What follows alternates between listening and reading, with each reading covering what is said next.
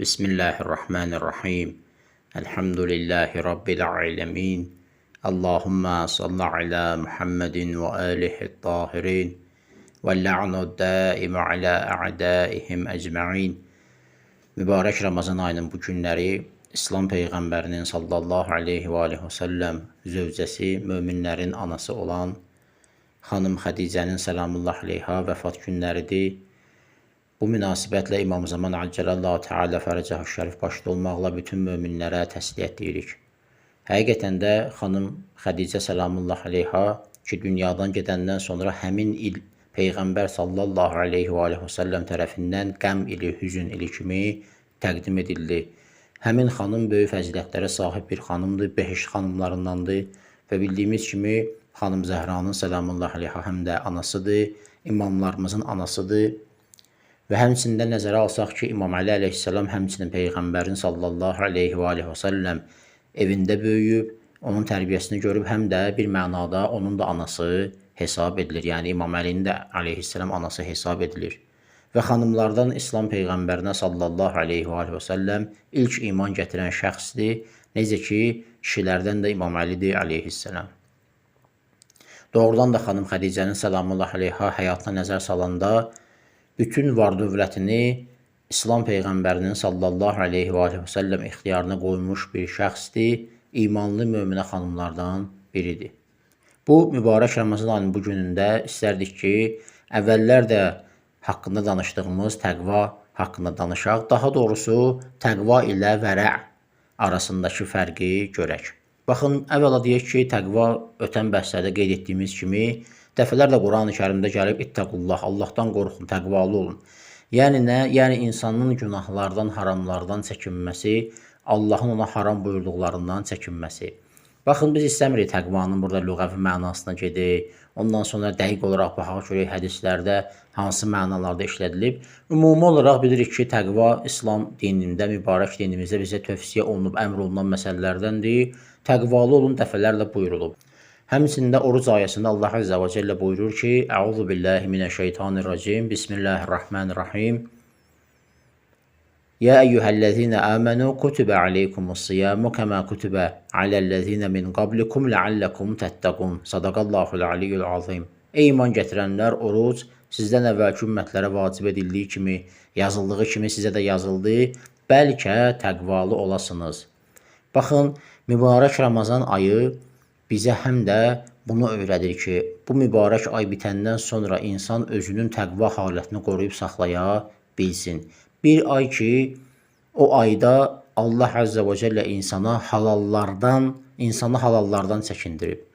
O, müfəttirat və yaxud mubtilat da deyirlər, orucu batıl edən əməllər ki var, adi halda halaldır. Məsələn, insanın halal nemət yeməsi, su içməsi, yemək yeməsi adi günlərdə halaldır. Amma mübarək Ramazan ayında Allah Azza və Cəllə icazə vermir.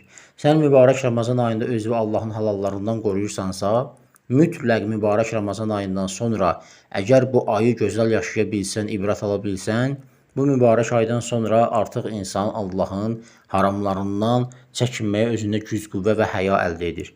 Çünki o bilir ki, mübarək Ramazan ayında bir halda ki, Allahın halalından çəkinib, mübarək Ramazan ayı çıxandan sonra artıq o haramlar ki, halal edilir, yemək içmək kimi adi halda, amma o bilir ki, artıq haramlardan çəkinmək lazımdır. Ona görə də hətta heç ibadət etməyən bir insan mübarək Ramazan ayında ilk olaraq oruç tutsa, o artıq ibrət alır, o artıq dərs götürür, hazırlaşır və mübarək Ramazan ayından sonra da Allahın haram buyurduğu işlərdən çəkinir. İslam Peyğəmbəri sallallahu aleyhi və səlləm Ramazan ayından danışanda, mübarək Ramazan ayını vəsf edəndə İmam Əli əleyhissalam sual verir.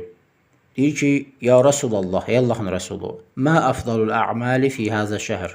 Bu ayda əməllərin ən üstünü nədir? Doğrudan da İmam bu sualı verməklə bizə çox böyük bir fayda verib. Biz artıq bu ayda ən üstün əməlin nə olduğunu bilmiş oluruq. Allah Rəsulu buyurur. Qalə dedi, ya Əbəl Həsən, ey Əbul Həsən, əfdalul ə'məli fi həzə şəhril vərə'u. Əfdalul ə'məli fi həzə şəhri əl-vərə'u ən məhərimilləhi azza və cəllə. Deyir ki, bu ayda əməllərin ən üstünü Allahın haram buyurduqlarından çəkinməkdir. Yəni vərə, yəni təqvalı olmaqdır. Amma biz rivayətə baxanda görürük ki, vərə sözü təqvadan, yəni vərə təqvadan bir mərtəbə yuxarıdır. İmam Əli əleyhissalam mübarək buyuruşlarının birində Ğurarul Hikəmdə gəlib bu rivayət, 2161 rəqəmli rivayət. Buyurur ki, əl-vərə'u əl-vuqufu ində şübhəti.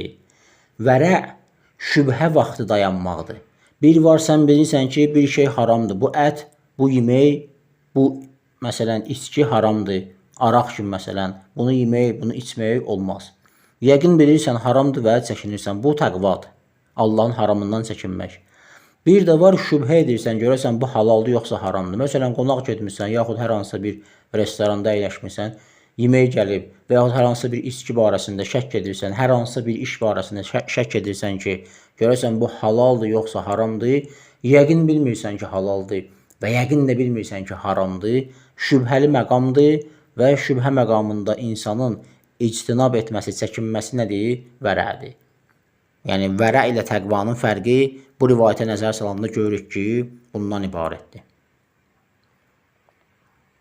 Bu vərə həmçinin də rivayətlərin birində gəlib ki, şiələrin sifətlərindəndir.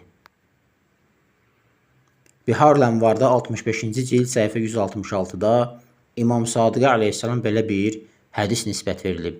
İnnə əhəqqən nəsi bil-vərə'i əl-i Muhammedin sallallahu aleyhi və alihi və səlləm və şi'atuhum key təqtədiyə rəiyyətu bihim.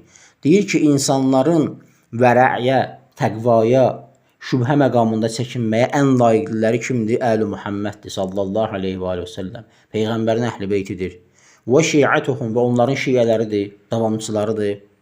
Yəni bizə öyrədilir ki, ey şiə, sən ki biz əhl-i beytin şiəsisən, biz necə ki çəkinirik şübhəli məqamlarda, sən də şübhəli məqamlarda çəkin və Allahdan qorx. Niyə görə şiələrin həm də sifətlərindəndir? Key təqtədiyə rəiyyətu bihim.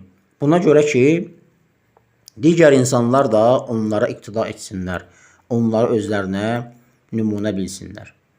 Baxın, biz mübarək Ramazan ayının özünə nəzər salanda görürük ki, bu ay günahları yandırıb kül etmə ayıdır. Necə ki, Mizan-ül Hikmə kitabında hədis 7441, həmçinin Bihar-ül Ənvarda 55-ci cild səhifə 341-də Allah Rəsulü sallallahu aleyhi və səlləm buyurur ki, İnnəmə summiyə Ramadan liənnəhu yurmidu zunub. Deyir ki, Ramazan buna görə Ramazan adlandırıb ki, o günahları yandırır. Günahları yandırıb kül etdiyi üçün Ramazan adlanır. Yəni, mübarək Ramazan ayı insanların günahlarını yandırıb kül etmə ayıdır. Nə günahın var idisə bu aya qədər, artıq bu ayda tövbə, istiğfar ilə insanlar öz günahlarını paçlayırlar, yuyurlar və öz günahlarından xilas olurlar. Məxsusən mübarək Qədr gecələrində bu cürdür. Bu ayın üstünlüyü ki, Şəbani xütbəsində qeyd olunub, o xütbəyə qulaq asanda bu mübarək Ramazanın üstünlüyü meydana çıxır. Və indi bir anlıq fikirləş ki, adi günlərdə necə Allah Azza və Cəllə Rəhman və Rəhimdir. Rəhimli və Rəhmandır. Rəhimli və bağışlayandır. Rəhman və Rəhimdir. Bu dünyada hamıya, axirətdə ancaq möminlərə mərhəmət və rəhm edəndir. Adi günlərdə bu cürdürsə, tövbə qapısı açıqdırsa, Allah bağışlayırsa, mübarək Ramazan ayında, hansı ki bu ayın günləri digər ayın günlərindən üstündür, saatları digər saatlardan üstündür, ləhzələri digər ləhzələrdən üstündür, ibadəti digər ibadətlərdən üstündür. Həmçində bu ayda edilən tövbə və istiğfar da 100% digər aylardakı tövbə və istiğfardan daha fərqli və daha üstündür. Allah Azza və Cəllə bizi mübarək Ramazan ayından layiqincə istifadə edənlərdən, günahlarını külə döndərənlərdən qərar versin. Həmçinin Allahın haramlarından çəkindiyimiz kimi vərə sahibi olanlardan bizi qərar versin. Nəinki haramlardan, həmçində şübhə məqamında, şübhəli məsələlərdən çəkinməkdə bizə kömək olsun. Vəlhamdülillahi Rabbil aləmin və sallallahu alə Muhammedin və alihi tahirin.